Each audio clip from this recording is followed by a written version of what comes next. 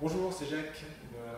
Une vidéo aujourd'hui qui s'adresse à tout le monde, puisqu'on a tous envie d'avoir des jambes solides, en lesquelles on peut avoir confiance, mais plus particulièrement, elle s'adresse à deux types de personnes.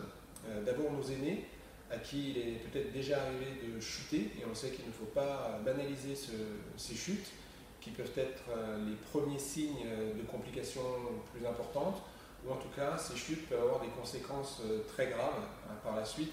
Donc il faut s'en occuper. Donc, dans cette vidéo, je vous présente des exercices qui peuvent vous permettre de renforcer les muscles de vos jambes, d'améliorer votre coordination motrice et de réduire considérablement vos tensions musculaires et psychologiques. Voilà.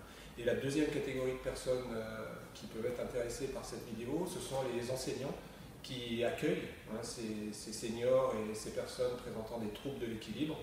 Donc dans cette vidéo, je vous partage des exercices accessibles pour renforcer, déjà mieux vous adapter aux caractéristiques de ces élèves et renforcer leurs différents déficits.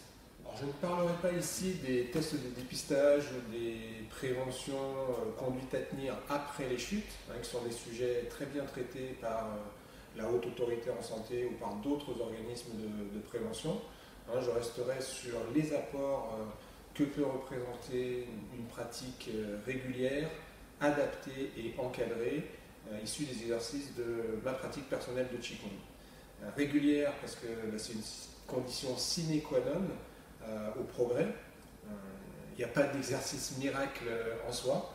C'est vraiment la régularité de la pratique qui permet de garantir les progrès. Les progrès sont sensibles dès la première séance et ils sont à entretenir régulièrement.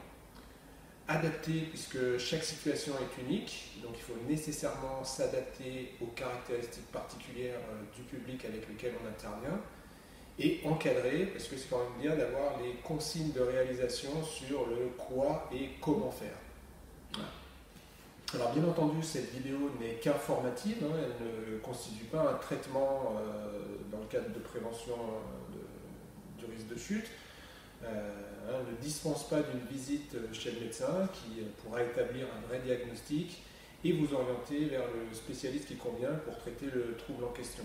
Parce qu'il peut y avoir différents facteurs qui affectent l'équilibre. On peut rechercher une cause musculaire, avec une faiblesse musculaire ou un traumatisme, mais il peut y avoir aussi des troubles, déficits sensoriels sur troubles de l'oreille interne, troubles de la proprioception, un déséquilibre au niveau des appuis au sol avec les pieds, un déséquilibre du bassin, des troubles respiratoires qui peuvent amener aussi une mauvaise gestion de la coordination motrice, des troubles de l'occlusion dentaire, des troubles visuels, tout ça, ça affecte l'équilibre.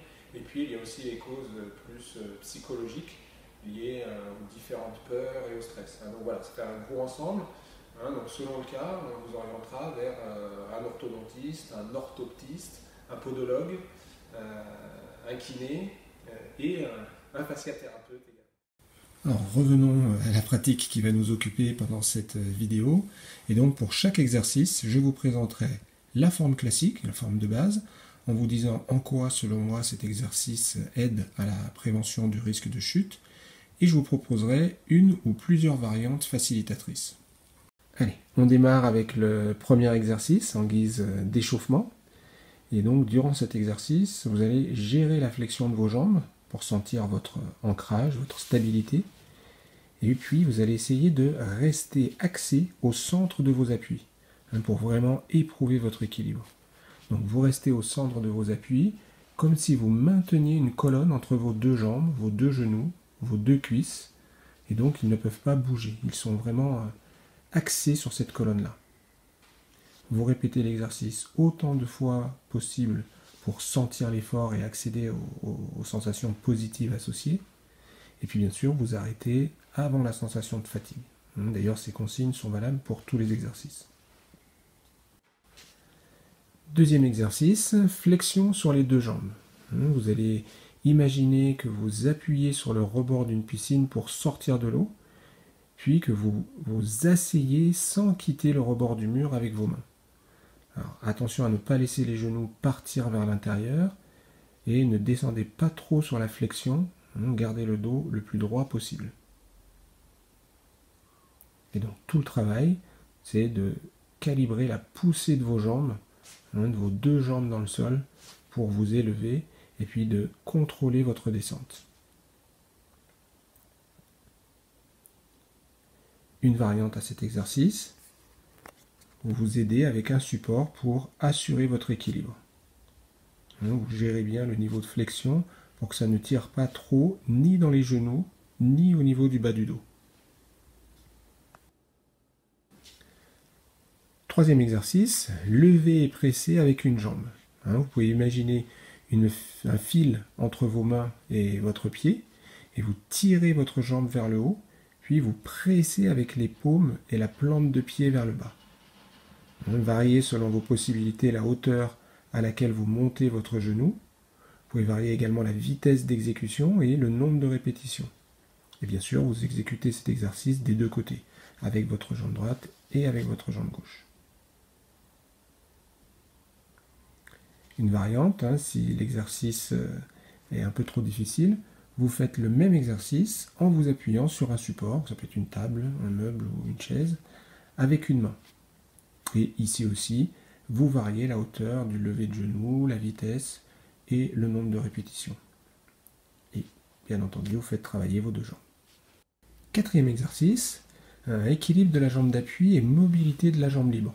Alors, vous êtes en appui sur la jambe arrière, vous extirpez votre jambe avant, vous l'amenez contre votre jambe d'appui et vous la plantez derrière. Puis vous extirpez la jambe qui est derrière pour la ramener au centre et vous la plantez devant.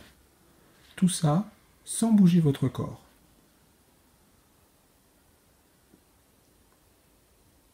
Alors première variante à cet exercice, vous vous aidez grâce à l'appui sur un support. Toujours la table, le meuble ou la chaise, et toujours sans bouger le corps.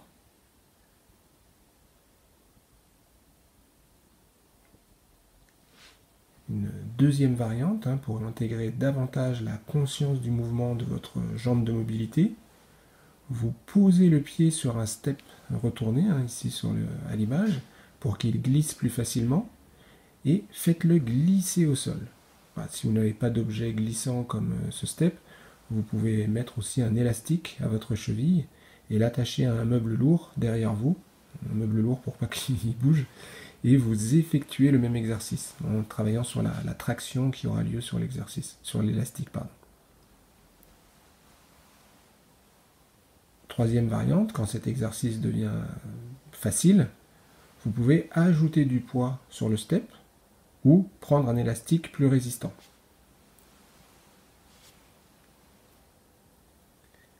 Quatrième variante, dès que cet exercice devient trop facile, vous retirez le step et vous intégrez votre globalité en effectuant le mouvement avec tout le corps. C'est donc tout votre corps qui est engagé dans le mouvement vers l'arrière, puis vers l'avant.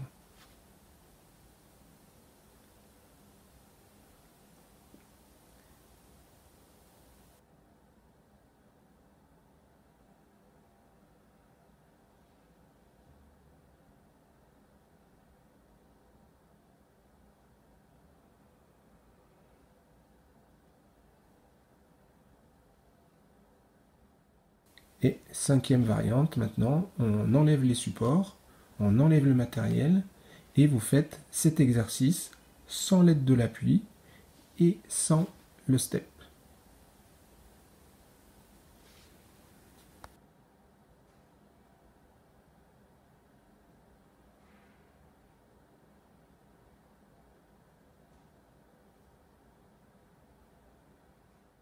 Cinquième exercice, propulsion-traction.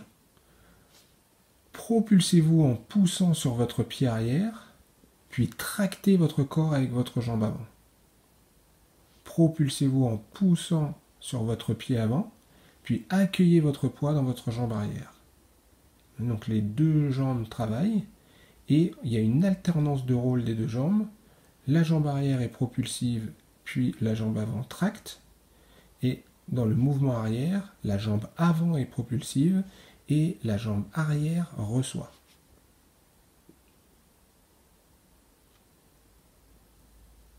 Chaque cas étant individuel, je n'ai pas voulu donner d'indications trop précises sur l'intensité, la fréquence de chaque exercice. Tous ces éléments sont à individualiser selon les particularités de la situation. Mais ce qui est surtout important de voir, ce sont les avantages que représente la pratique du Qigong quand elle est régulière, adaptée et encadrée. Alors, je vous l'accorde, ces résultats ne sont pas encore prouvés par des études scientifiques à proprement parler, mais il y a quand même plusieurs essais cliniques réalisés notamment en Chine et aux États-Unis, et récemment aussi en France, à petite échelle pour l'instant, qui tendent à montrer des bienfaits de la pratique du Qigong, du point de vue du renforcement musculaire, des appuis plus forts pour mieux nous tenir, de la concentration, des capacités d'adaptation à la fois plus fines et plus intenses, de la fluidité, une meilleure coordination des mouvements qui sont du coup plus souples, moins saccadés, de la relaxation, une meilleure gestion du contrôle de notre tonicité musculaire et de notre stress.